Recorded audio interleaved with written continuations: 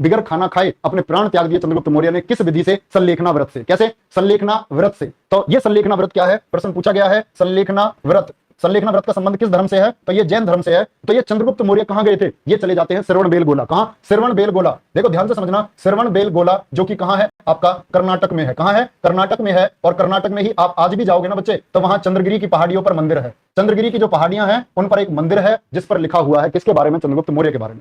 तो ये प्राण त्याग दिया किसके कहने पर? इन्होंने ये दीक्षा किससे ली थी? दीक्षा इन्होंने ये ली थी जैन धर्म की। जैन धर्म की जो दीक्षा ली थी वो ली थी भद्रबाहु से। क्या? भद्रबाहु से ये दीक्षा ली थी। अब मैंने एक बात बताई आपको, अकाल पड़ा, तो अकाल में जनता परेशान होगी नहीं होगी? छोटा सा क्वेश्चन पूछ रहा हूं, जवाब छोटा सा आप लोगों का होना चाहिए कि मौर्य वंश जो था ये उत्तर भारत में था या दक्षिण भारत में था? बताएंगे बच्चे, मौर्य वंश उत्तर भारत में था या दक्षिण भारत में था? तो आपका जवाब आएगा, सभी बच्चों का मुझे पता है मैक्सिमम का जवाब आएगा कि उत्तर भारत में था। किधर था? मौर्य वंश उत्तर भारत में था। और आप जानते हैं ना पाटलिपुत्र जैसे नगरों में इधर कन्नौज, उत्तर प्रदेश, बिहार, मध्य प्रदेश तक इनका शासन था। ध्यान से समझना, उत्तर भारत में था। तो अकाल भी कहां पड़ा? उत्तर भारत में पड़ा। तो लोग गए दक्षिण में, लोग भागने को मजबूर किधर हुए? दक्षिण में। तो याद रखना इस बात को याद रख लेना। अकाल के समय, किसके समय? अकाल जो पड़ा था ये चंद्रगुप्त मौर्य के समय। अकाल के समय इसकी दो भाषा, दो जो शाखाएं हैं, दो शाखाएं बट गई। और जो लोग अकाल के समय कहां भाग गए? दक्षिण भाग गए। क्या भाग गए? दक्षिण भाग गए। उन्हीं को कहा गया दिगंबर। क्या बोला गया? दिगंबर। क्योंकि इन्होंने दिशा बदल ली, उत्तर में थे, किधर गए? दक्षिण। और दिग का मतलब क्या होता है? जो हिंदी वाले छात्र होंगे, पीईटी में आपका हिंदी भी तो सिलेबस है, तो हिंदी में आप जानेंगे इसको। दिगंबर का संधि विच्छेद होगा दिक प्लस अंबर। क्या होगा? दिक प्लस अंबर, यानी दिशाएं ही, अंबर बोलते हैं वस्त्र को और दिक दिशा को, दिशा ही जिसके वस्त्र हो उसको क्या बोला जाएगा बच्चे? दिगंबर कहा जाएगा। तो इन्होंने दिशा बदल ली, जो उत्तर को छोड़कर दक्षिण पहुंच गए, दिगंबर कहलाए। क्या कहलाए? दिगंबर। और दिगंबर कैसे रहते हैं? ये नग्न अवस्था में रहते हैं। अब तो ये पूरे भारत में ये नग्न अवस्था में रहते हैं। जो उत्तर के उत्तर भारत में रुके रहे, कहां? उत्तर भारत में रुके रहे। उत्तर भारत वालों को क्या बोलते हैं हम? उत्तर भारत वालों को हम बोलते हैं बच्चे श्वेतांबर। श्वेतांबर का मतलब क्या है? जो अकाल में भी छोड़कर नहीं गए। कोई कोई होता है ना मातृभूमि से प्यार करने वाला, मातृभूमि तो पूरा भारत है, लेकिन कुछ अपने स्थान ग्राम से भी प्यार करते हैं। भैया गांव छोड़कर नहीं जाऊंगा, गांव में ही रहूंगा लास्ट तक। तो ये क्या है? ये सफेद वस्त्र जो धारण करते हैं, इन्हीं को हम क्या बोलते हैं बच्चे? इन्हीं को हम श्वेतांबर कहते हैं। अब एक प्रश्न पूछा जाएगा कि जो दिगंबर शाखा है इसके अध्यक्ष कौन है और श्वेतांबर के अध्यक्ष कौन है? तो श्वेतांबर के अध्यक्ष हैं आपके स्थूल भद्र बोलो या स्थूल बाहु बोलो। साथ ही आपसे पूछा जाएगा जो दिगंबर हैं, जो दक्षिण में गए, इनको कौन लेकर गया था? इनको लेकर गया था भद्रबाहु। तो इनके अध्यक्ष कौन थे? भद्रबाहु थे। भद्रबाहु नहीं, भद्रबाहु। भद्रबाहु कौन थे भैया? ये इनके अध्यक्ष थे। बात क्लियर है?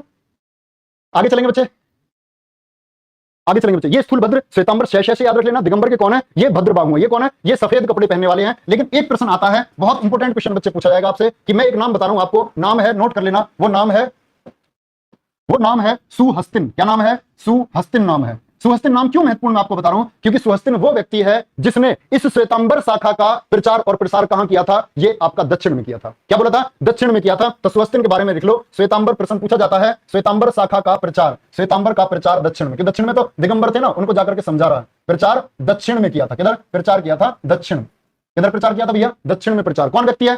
ध्यान से देखना, सुहस्तिन वो व्यक्ति है। अब जिस तरह से बौद्ध धर्म की संगति हुई ना, ऐसे भी जैन धर्म की संगति हुई थी। बताओ जैन धर्म की कुल संगतियां कितनी हुई थी? जैन धर्म की कुल संगतियां कितनी हुई थी? बताएंगे बच्चे। तो आप बोलेंगे जी जिस तरह वहां चार संगति हुई थी बौद्ध धर्म में, इतनी कितनी संगतियां हुई थी? 2 संगतियां हुई थी, जिसमें से पहली संगति और दूसरी संगति, कितनी? 2 संगति हुई थी। तो पहली संगति कब हुई थी? तो पहली संगति हुई थी आपकी 300 एडी में। कब? 300 एडी में। और ये कब हुई थी? ये हुई थी 512 एडी। ठीक है, कब होती है बच्चे बताएंगे एक बार? 300 एडी और 512 एडी में। अब अगली महत्वपूर्ण बात क्या आती है? अगली महत्वपूर्ण बात आती है कि 300 एडी और 512 एडी में जो इसकी ये कहां हुई थी? ये पाटलिपुत्र में हुई थी। कहां? पाटलिपुत्र में हुई थी। और अगर पूछा जाए दूसरी कहां हुई थी, बहुत महत्वपूर्ण है, दूसरी से बार बार प्रश्न पूछा जाता है कि ये वल्लभी गुजरात में हुई थी। किधर हुई थी? वल्लभी गुजरात में हुई थी। ठीक है, वल्लभी गुजरात में हुई थी। अगर आपसे पूछ ले बच्चा पहली के समय के अध्यक्ष कौन है, तो अध्यक्ष याद रख लेना स्थूल भद्र कौन थे? इसके अध्यक्ष थे। और अगर दूसरी के अध्यक्ष पूछ ले तो याद रख लेना देवर्धि क्षमा श्रवण थे। कौन थे? देवर्धि क्षमा श्रवण। कौन थे? देवर्धि क्षमा श्रवण कौन थे? इसके अध्यक्ष थे। बात क्लियर है? बात क्लियर है बच्चे? थम्स अप करेंगे सभी बच्चे, एक बार वीडियो को लाइक और शेयर जरूर करेंगे। अगले पॉइंट तक आप लोगों के लाइक मैं चाहता हूं 4000 लाइक आपका टारगेट होना चाहिए। अगले 15 मिनट में कर दो, चाहे गुड्डो को उठाकर लेकर आओ या अपनी गुड़ियाओं को उठाकर लेकर के आओ, लेकिन लेकर आओ। संगीति का मतलब होता है बच्चे बैठक। क्या होता है? संगीति का मतलब होता है बैठक। आगे चलेंगे, आगे चलते हैं बच्चे। बात क्लियर है? Okay, very good very good. आगे चलते हैं बच्चे। आगे क्या है? ऐसे ही जैन धर्म को मानने वाले कुछ शासक हैं। जैन धर्म को मानने वाले कुछ शासक हैं, शासकों में भी हाल की हम बात करते रहेंगे। जैसे कि मैंने भी बताया चंद्रगुप्त मौर्य सीएम थे। और कौन कौन शासक हैं? उदयन थे। उदयन पता है कौन है? उदयन वो व्यक्ति है जिसने पाटलिपुत्र नगर की स्थापना की थी। इस पटना पाटलिपुत्र को जिसने बसाया था वो व्यक्ति कौन है? वो आपके उदयन है। ऐसे ही आपके अमोघवर्ष हुए। खारवेल कलिंग का शासक था। खारवेल और अमोघवर्ष, कौन बोला? खारवेल और अमोघ वर्ष, अमोघ वर्ष। देखो ये तो बहुत महत्वपूर्ण है खारवेल। खारवेल क्यों महत्वपूर्ण है? क्योंकि इन्हीं में ये जो खारवेल है ना, इसी ने हाथी गुम्फा अभिलेख को जारी करवाया था। क्या? हाथी गुम्फा अभिलेख। हाथी गुम्फा अभिलेख किसने जारी कराया था? वह कराया था आपका खारवेल ने। क्यों इंपॉर्टेंट है? और जैन धर्म में ही हम इसको क्यों लिख रहे हैं? क्योंकि ये जो हाथी गुम्फा अभिलेख है ना, ये प्राकृत भाषा में है। किसमें है? प्राकृत भाषा में है। तो सब बच्चों का जवाब चाहता हूं। जिस तरह जैन साहित्य आपका पाली में लिखा गया, उसी तरह जिस तरह बौद्ध साहित्य आपका पाली में लिखा गया, उसी तरह बच्चे जैन साहित्य किस भाषा में लिखा गया था? सब बच्चों का जवाब इस बात पर चाहता हूं, बताएंगे? अगर अन्य पॉइंट है कुछ लिख लेना। पहला उपदेश महावीर स्वामी ने कहां दिया था? किसने? पहला उपदेश महावीर स्वामी जी ने कहां दिया था? तो इन्होंने दिया था आपका राजगृह में। किधर? राजगृह में इन्होंने पहला उपदेश दिया था। किस भाषा में दिया होगा? साहित्य क्या है? प्राकृत भाषा है। क्या है? साहित्य है प्राकृत भाषा। बहुत शानदार। यूपी पुलिस वैकेंसी बच्चे अभी कहीं दूर दूर तक वैकेंसी नहीं है कांस्टेबल की। अभी कांस्टेबल की कहीं दूर दूर तक भी वैकेंसी नहीं है। चलो अब देखो ध्यान से समझना जो मैं स्टोरी आपको बताना चाह रहा हूं। जो मगध साम्राज्य है, मगध साम्राज्य में शासक थे बिंबिसार। बिंबिसार किस समय शासक थे? जब गौतम बुद्ध क्या थे? गौतम बुद्ध मौजूद थे। और गौतम बुद्ध की जब तबीयत खराब हुई थी तो उनके अंतिम समय में उनकी सेवा के लिए जीवक को भेजा गया था। किसको? जीवक को। किसने भेजा था जीवक को? आप लोग जानते हैं जीवक को किसने भेजा था? बिंबिसार ने भेजा था। और वहीं एक अवंती के शासक थे लास्ट में, क्या साइड में, चंड प्रद्योत, उनके लिए भी बिंबिसार ने जीवक को भेजा था। बात जानते हो उस बात को? नहीं। तो उस समय के शासक हैं आपके कौन? बिंबिसार। बात आती है कि जब आपके महात्मा बुद्ध थे तो क्या उस समय महावीर स्वामी थे या नहीं थे?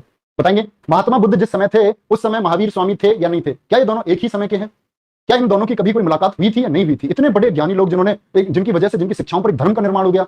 लोगों की संख्या इतनी बढ़ गई कि बौद्ध धर्म में तो पता है क्या हुआ था? लड़कियां घर छोड़कर जाने लगी थी, बोलती थी लड़कियां की भिक्षुणी बनेंगी।